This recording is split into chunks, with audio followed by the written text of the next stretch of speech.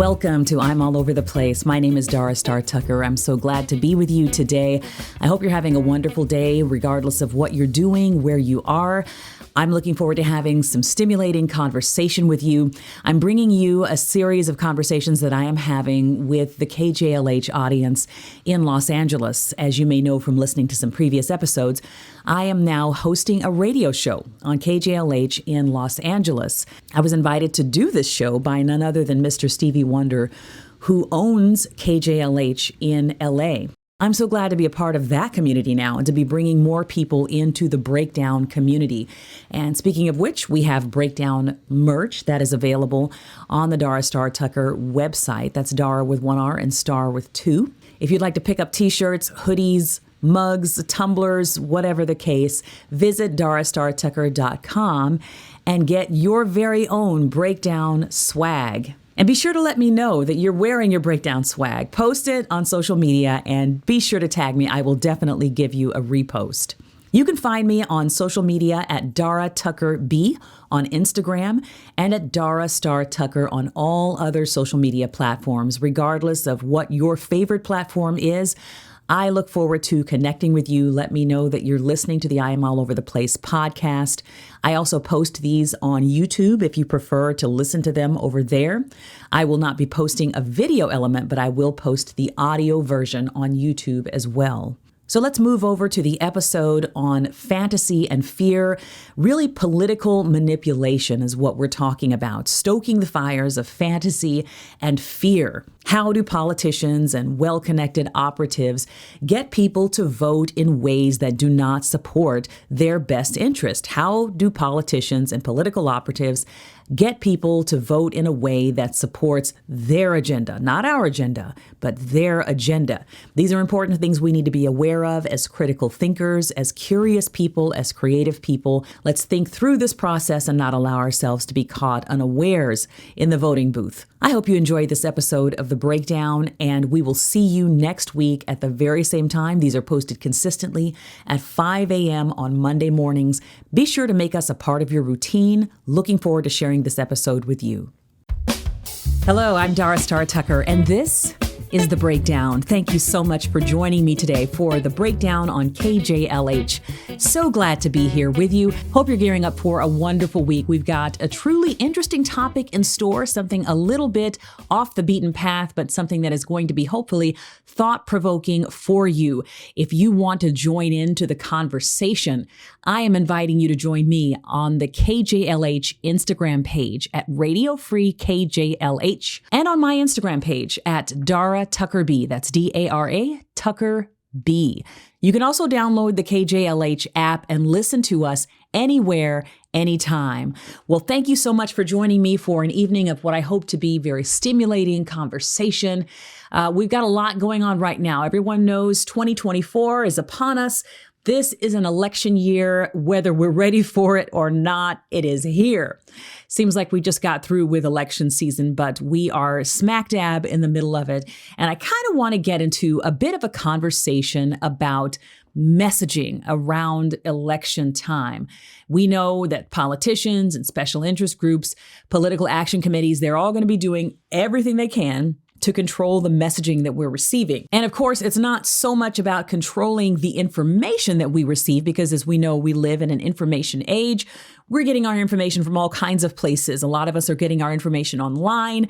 Some of us are still getting our information from either television or radio. Some of y'all are getting information in barbershops. I mean, Lord knows how people are getting the information that they're getting, but we live in the information age. So folks can't really control what information that you get, but what they do want to control is the narrative around the messaging that you are receiving. So if you didn't know it, there are a lot of folks who are vying for control over that narrative, control over how you receive and frame the information that is coming into your sphere. So fundamentally, as human beings, At our core, we are all pretty selfish. We're all pretty selfish beings. And I think if we're honest with ourselves, we can admit that. What we mostly care about is what affects us. And advertisers, as well as politicians, big business, special interest groups, anyone who has a vested interest in controlling the narrative, particularly in this election season, anyone who has a vested interest in controlling the narrative right now, they know this. They know that we are fundamentally selfish beings. Human beings are selfish. Mostly we care about what affects us. And because of that, these groups know how easy it is to manipulate us. They know that if you can identify what a person prioritizes, or if you can identify what they desire the most, you can control them. You have a much better chance of controlling them. So today, I want to talk about a very common strategy that these particular entities use to manipulate the masses, which really takes the form of manipulating individuals. If you can manipulate individuals, you can manipulate the masses. So we kind of want to get underneath some of that messaging today and start to examine exactly how information is framed for us, exactly how narratives are controlled for us, and exactly how these forces desire to manipulate us and how they're so effective at it. Because if they were not effective at it, they wouldn't spend all of the money that they do in investing in trying to control the messaging and manipulating narratives. They wouldn't spend money doing it if they weren't good at it. So we want to get better at understanding what their methods and what their techniques are in their attempts to manipulate us as voters, as citizens. Because ultimately, we are voting for the people who will decide on the laws that govern us.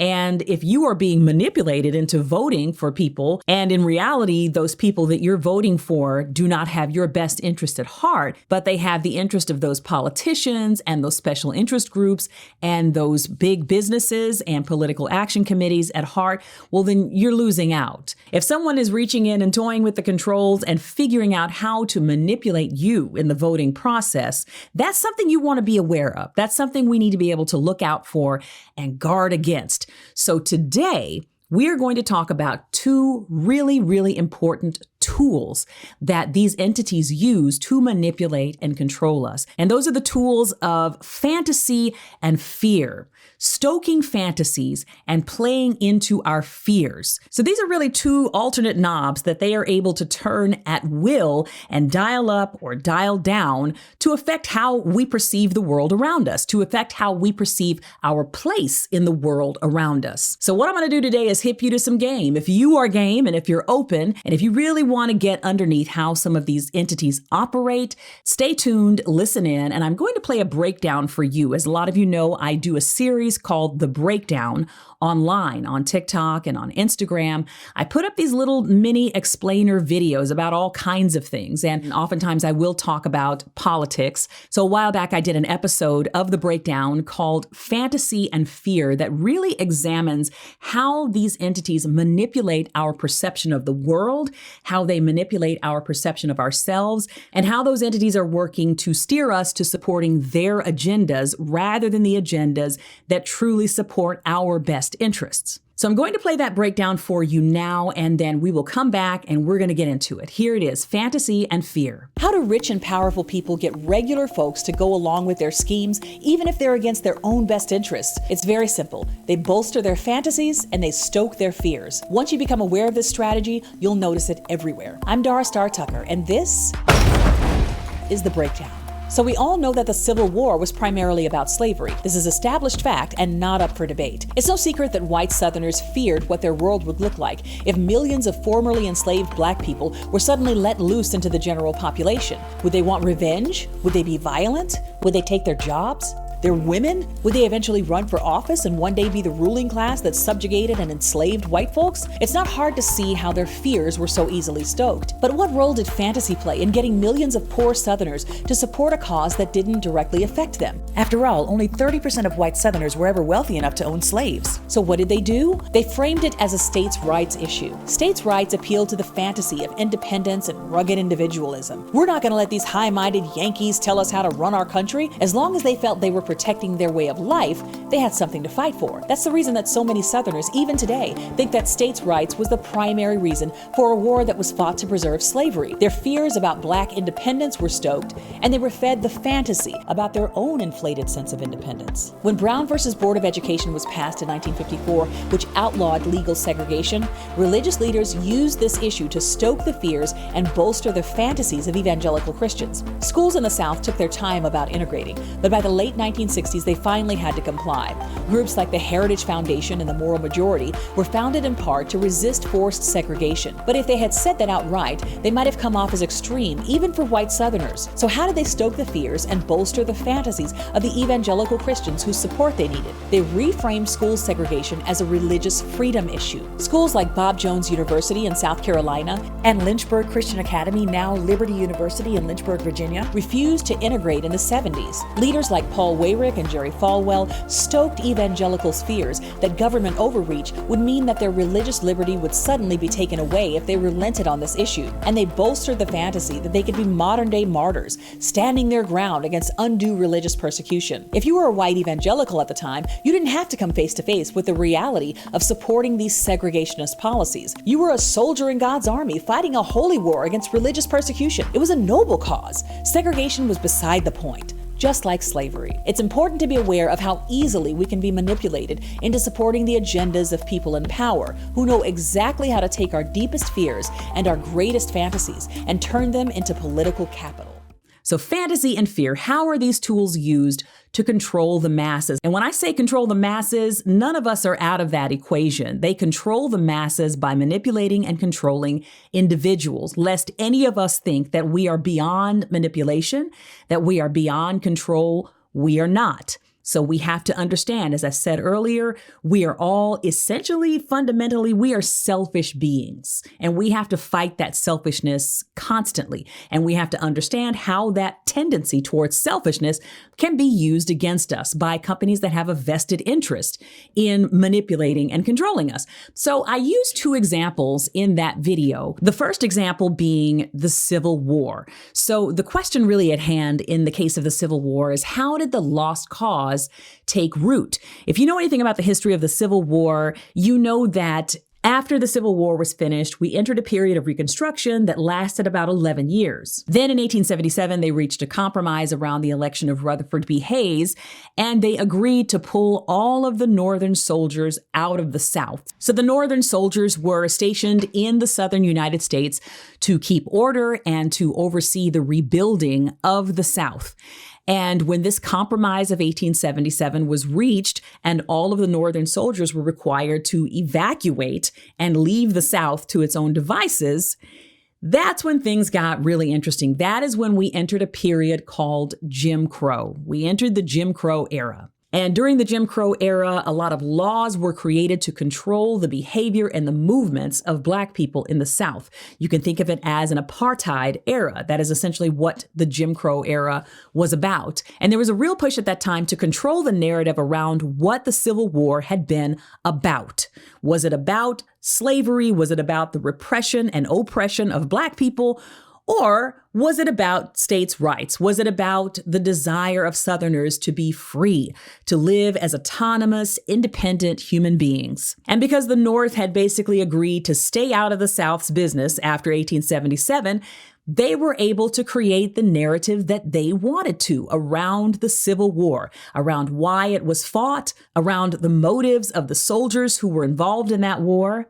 And slowly but surely, they began to tell themselves a lie about why that war had been fought at all. And you'll still hear that lie repeated today. That great lie, we know a lot about the big lie, but the big lie at that time was called the lost cause. It was a lie around the why. Suddenly, the war was not fought over the South's desire to enslave Black people. It was fought over states' rights. It was fought over the right to remain independent and free and to remain truly American. Suddenly, they began to spin their own narrative around why the Civil War had been fought at all, why they had sacrificed so much, why so many people had given their lives, and what the North's motivations were. Well, we know that that whole story gets a bit bit convoluted and a bit complicated, but at its heart, it was a question of whether or not the South was going to be allowed to expand slavery into Western territories. And of course, there were a lot of economic issues around why the Civil War happened, because slavery was about economics. Of course, slavery was intrinsically tied to economics. But the fundamental economic issue at play was whether or not the South was going to be able to hold on to the slaves they had, and whether they were going to be able to take those slaves into the new territories that were opening up in the West. But if you really look at the statistics around who owned slaves at that time, really there was a very small percentage of white people in the South who were even able to own slaves. Now, you'll hear certain false statistics that are bantied about in certain right-wing circles about it being a tiny, tiny percentage of Americans that own slaves, when in reality, 33% of the households in the South had at least one slave. 33% of the households in the South owned at least one slave. But that still means that the overwhelming majority of people in the South could not have afforded to own slaves. So why were they willing to sacrifice so much to perpetuate this war whose end goal they weren't even able to participate in? Well, the answer is two-pronged. Both fantasy and fear played a part in their motivation for doing what they did. The fantasy that they were these rugged individuals who were fighting these oppressive powers of the North, that they were Americans who were absolutely willing to do or die for dear old country. And as you know, that type of rugged individualism that still permeates our culture very much so. It can have positive and negative repercussions, but Americans have a fantasy about themselves. Southern Americans have a fantasy about themselves, and they see themselves as fundamentally rebelling against the culture. It's the reason you have something like the rebel flag that continues to be so popular, the Confederate flag. They see themselves as being fundamentally rebellious and self-determined. So that's the fantasy part of it. And then their fears were stoked. What is going to happen if we release all these black folks into the wild? What's going to happen? Are they going to take over? Are they going to revolt? Are they going to turn against us? Are they going to start intermarrying with our children? Well, spoiler alert, yeah, eventually. But those were the fears that they came into the fight with. Is our way of life going to be upended? And do we have any say in whether or not this happens? And if you think about it, the people who truly had a vested interest in whether or not slavery both continued as it was and expanded into the West, the people who had a vested interest in that could not have fought any kind of a war against the North without getting buy-in from the common man, i.e. all those folks who couldn't afford slaves in the first place. But they had to get buy-in from them somehow. How do you get buy-in? You stoke their fantasies. We're rebels. We're Southerners. Nobody tells us what to do. And you feed their fears. You're just going to let millions of black folks loose to ravage our daughters? What if they take our jobs? What if they start running for office? What if they want revenge? When you look at it from that perspective, it's not difficult to see how they could get so many tens of thousands of Southerners on board with their agenda. Play into their selfishness by stoking their fantasies and feeding their fears. Now, the second example of school segregation is a really interesting one. If you listen to the piece, you'll understand that the whole idea of establishing Christian schools in the United States largely sprang from the idea of resisting integration. As many of us know, there was a case in 1954 called Brown versus Board of Education, where the Supreme Court ruled that the separate but equal doctrine that was passed through Plessy versus Ferguson in 1896 was fundamentally discriminatory towards black people, and it robbed white children of the ability to learn how to properly integrate with children of other cultures and backgrounds. So separate but equal was ruled unconstitutional in 1954. Well, what many people don't understand is that that did not immediately go into effect for everyone, particularly in the American South, where racial segregation was the law of the land. They resisted that on a fundamental level. So the rollout of Brown versus Board of Education took many years. It took about 15 years in a lot of areas. And so it wasn't until the late 1960s that a lot of these southern counties in states like Alabama and Georgia and Mississippi and Louisiana were even required to fully desegregate. So by the time the late 1960s came along, they had run out of options. They had run out of ways to resist this change that had come. They had run out of appeals. There was nothing more that they could do. So the way this played out in Holmes County, Mississippi, we'll take a case study. In Holmes County, Mississippi, by 1968 or 69, they still refused to integrate their schools. Holmes County had 4 public schools. They refused to integrate. Well, the NAACP comes in and other other outside organizations come in and they fund a lawsuit from the Black parents against Holmes County, Mississippi.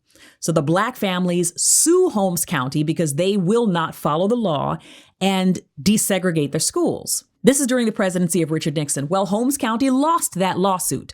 They lost the lawsuit. The federal government says, Holmes County, you are required to desegregate your schools. You must do it now. What does Holmes County do? They close down all 4 of those segregated schools and they build 4 so-called private schools.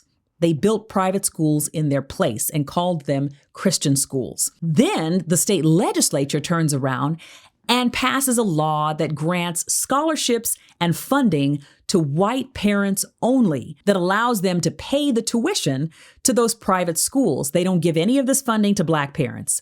They pass a law that gives funding and scholarships to white parents only to send them to these newly opened private schools that they created so that they could skirt the law and that they would not have to integrate. It's pretty wild, but this sets a precedent in the late 1960s where all of a sudden, all of these private Christian schools start to open up really to avoid integrating. And a lot of people don't know this history. I am a part of this history because I am a part of the Christian school system. If you went to a Christian school, then you went to a school that was likely at least inspired by these so-called segregation academies. And this was a group of schools that started in the mid-60s all the way through the 80s and 90s, really, that were established to avoid desegregation. And there was a man named Paul Weyrich, who was a very significant political operative in the 60s and 70s. Jerry Falwell was also getting his start at that time. And they really led the push to establish these segregation academies or to maintain segregation academies. And eventually in the 70s, this fight moved on to higher education.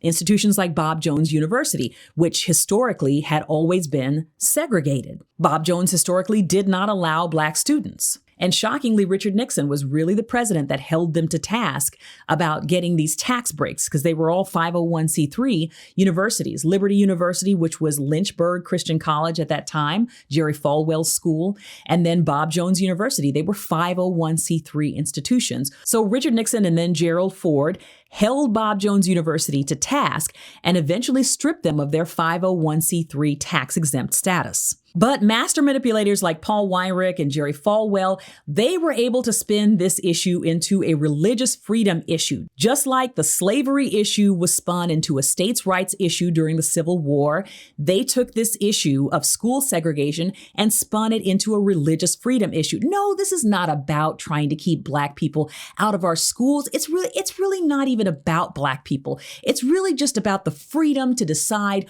what we do. We are a religious institution, and no one has the right to tell us who we should be admitting. It's not that we don't like Black people. That's not it at all. That's completely beside the point. Just like slavery was beside the point during the Civil War. No. This is just a states' rights issue. We want to protect our autonomy. We want to be able to decide how we live, not the federal government. So we're fighting for freedom. We're fighting for liberty. We're not fighting to oppress anybody. That's not what we're about. So these master manipulators like Jerry Falwell, like Pat Robertson, like Paul Weyrich are stoking these fears about the idea of losing religious freedom. That's a constitutionally protected right. No one should have the right to come in and tell you that you can't practice your religion freely, right? Even if you're discriminating against another racial group in the process, this is not about discrimination. No. It's just about freedom. It's about protecting our freedoms. They're stoking those fears, and then they're pumping up the fantasy that these folks are frontline soldiers in God's army. They're fighting the good fight of faith. If we don't protect our freedoms, who will? And I'm here to tell you, these folks bought it hook, line, and sinker. These battles that went down between segregation academies all through the 1970s and part of the 1980s were not about discrimination. No. It was about religious freedom. They appealed to that selfishness by stoking these folks' fears about losing their religious freedom, and they bolstered their fantasy about being frontline soldiers in God's army. And guess what? Segregation academies are still with us today. We're still having battles over private schools, Christian schools, voucher programs, homeschooling, and we're still under constant threat of funding being taken away from our public school system to fund charter schools and private schools. So how does this relate to the election season that is upon us in 2024? These methodologies are quite effective. Appeal to people's fundamental selfishness by feeding their fears and stoking their fantasies. The questions that we should really be asking ourselves at the start of this election season are, what are my fears? What are my fantasies? What are the fundamental ways in which someone could come along and present messaging to me or reframe an issue in a way that makes it feel like this is very, very personal and there are fundamental things that I am afraid of? What fantasies reside deep in our psyche? What are the things that we want to believe about ourselves? Because those are the ways in which those politicians, those special interest groups, those political action committees are going to come at you. It's the same way that advertisers work. They're going to come at you based upon what you fear and what you fantasize about. What are you running away from and what are you running towards? These divide and conquer tactics play deeply into this fear and fantasy paradox. If you don't know what you're afraid of, I guarantee you there are political action groups out there right now studying and learning what you're afraid of. If you don't know the fantasies that you want to believe about yourself, I guarantee you that there are special interest groups out there who are figuring out what bolsters your fantasies about yourself. So the question is, can we get out ahead of that? Can we get out ahead of the messaging and really start to ask those fundamental questions of ourselves so that we are not as easily manipulated? It's not an easy thing to do. In fact, it's much easier to see the fears and fantasies that reside in other people than it is to see the fears and the fantasies that reside in our own hearts and minds.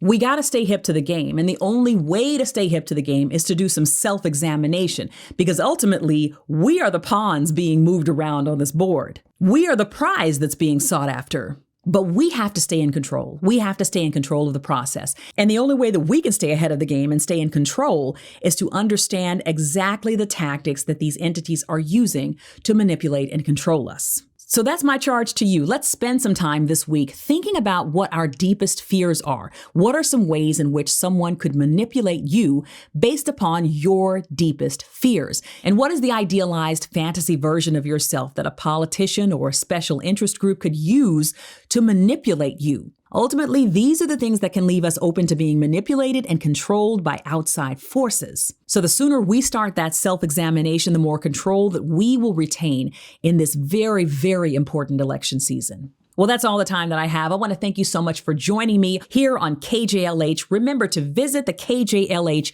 Instagram page at Radio Free KJLH, and let's continue this conversation there. You can also follow me on Instagram at Dara Tucker B. You can find me on all other platforms at Dara Star Tucker. That's Dara with one R and Star with two. I want to talk this out with you. Let's meet on the Instagram page. Thank you so much for listening. I'm looking forward to talking with you again at the same time next week. And until then, let's learn to shout.